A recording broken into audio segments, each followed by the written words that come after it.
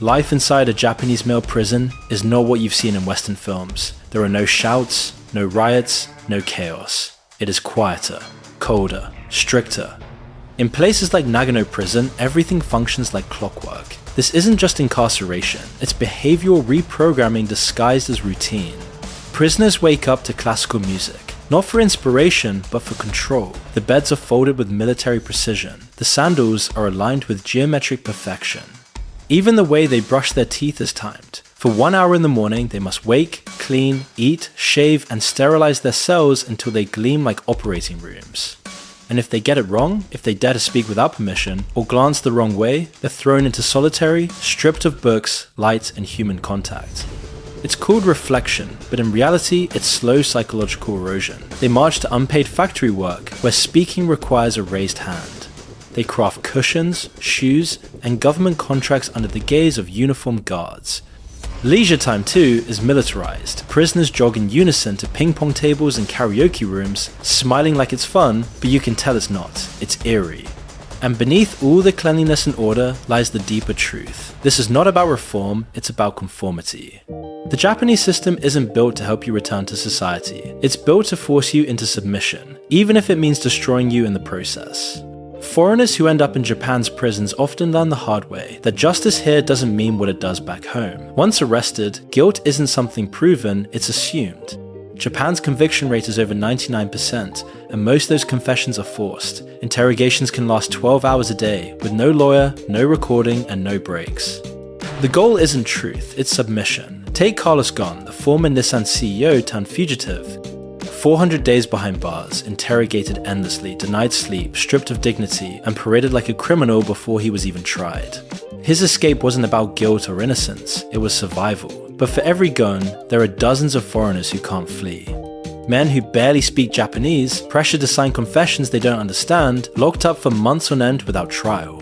One French programmer, Marc Carpelez, spent nearly a year in custody, acquitted of the big crime he was accused of but still found guilty of a smaller one, just so the system could save face. This is hostage justice, where the state doesn't need evidence if it can break you into admitting guilt. Even the innocent learn to say, "I'm sorry," because resistance only means more days in the dark. And yet the system keeps running smoothly, clean, efficient, humane, at least on paper. That's the real genius of Japan's prisons. They don't need to beat you to break you. They'll make you fold your towel just right until you forget who you were. Japan's prisons are growing quieter, not because the system is improving, but because the inmates are getting older. Step into any correctional facility today, and you'll see it. Grey hair, walkers, trembling hands. 1 in every 3 prisoners in Japan is now over 65, and many of them are here by choice. These aren't hardened criminals, they're lonely grandmothers and elderly men who shoplift on purpose just to come back. Why? Because prison for them is the only place left that feels like home. Inside, they're fed, watched, given company. Outside, they're invisible. Japan's population is aging faster than any country on earth, and social isolation has become an epidemic. Inmates say prison gives them structure, a place to belong, a purpose. Some have been arrested 5, even 10 times for the same petty theft, just to escape the silence of their empty apartments. Guards have had to adapt too, handing out reading glasses, lowering factory benches, returning walkers after work shifts. It's a haunting sight. Rows of frail women sewing, bowing, cleaning floors they can barely stand on. Rehabilitation programs now include lessons on how to care for infants, because these women are being retrained for a society that has long forgotten them. It's not a prison anymore. It's a retirement home for the unwanted, a reflection of a country that values perfection over compassion.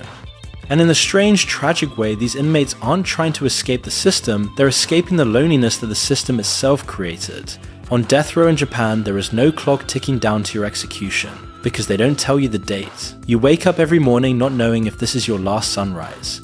You eat breakfast, not knowing if it's your last meal. Some men wait decades like this, aging in solitary cells while the hangman's rope quietly collects dust. And then, one morning, the guards come for you.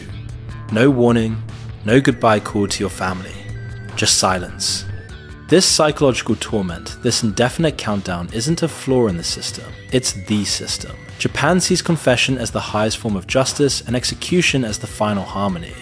It's not surprising then that over 80% of the population supports the death penalty. Even Pope Francis during a rare visit to Japan couldn't change their minds. His meeting with Iwao Hakamada, a man who spent 48 years on death row before DNA proved his innocence, was powerful, but not powerful enough. Hakamada left prison a broken shell of a man. The damage was irreversible, but his case wasn't an outlier, it was the rule. A justice system obsessed with order, where prosecutors are trained to extract confessions by any means necessary, and the courts rarely question how those confessions were obtained. Trials are a formality. Acquittals are rare, and the ultimate punishment isn't just death, it's the long, slow erosion of the mind. Japan didn't just sentence Hakamada to die. They buried him alive for nearly 5 decades, then dusted him off and said, "Our mistake."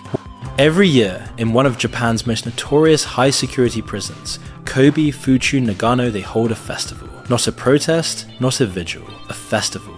Thousands of citizens flood the grounds, laughing, taking selfies in riot gear, watching police dog demonstrations like it's a theme park for state control.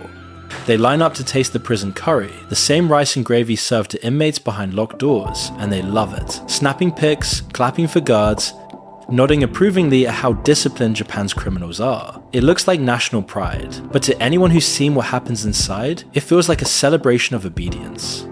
A propaganda showcase for a system designed to strip you down to nothing and rebuild you into silence.